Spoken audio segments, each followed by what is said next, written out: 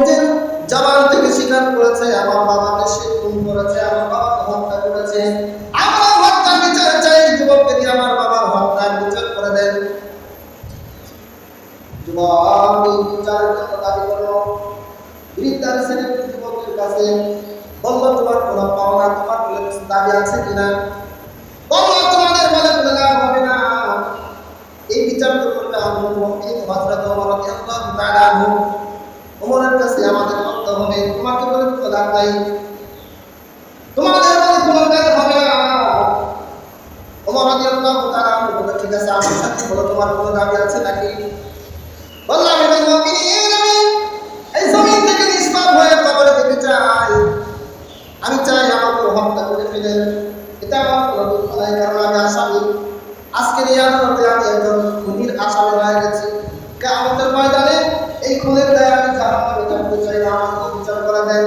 কিন্তু আমার বিচারটা করার আগে আপনার কাছে আমার কিছু আবদার আছে, আমার কিছু চাওয়ার আছে।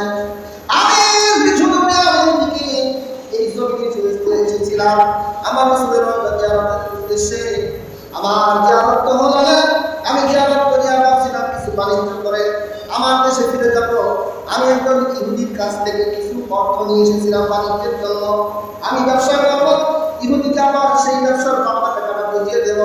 যদি আজকে আমি ব্যবসা করিয়া না যাইতে পারি, ইহুদির অর্থটা যদি আমি বুঝে না আসতে পারি, এই ইহুদির কিয়ামত পর্যন্ত একটা ইতিহাস হয়ে যাবে। ইহুদি মদিনার জমিনে বলে বলে করবে, মুসলমানের সবার হলো ঠিক নাই, মুসলমানদেরকে কটাক্ষ করে তো আমি চাই আমাকে 40 দিনের সময় দেওয়া হোক অথবা 1 মাসে।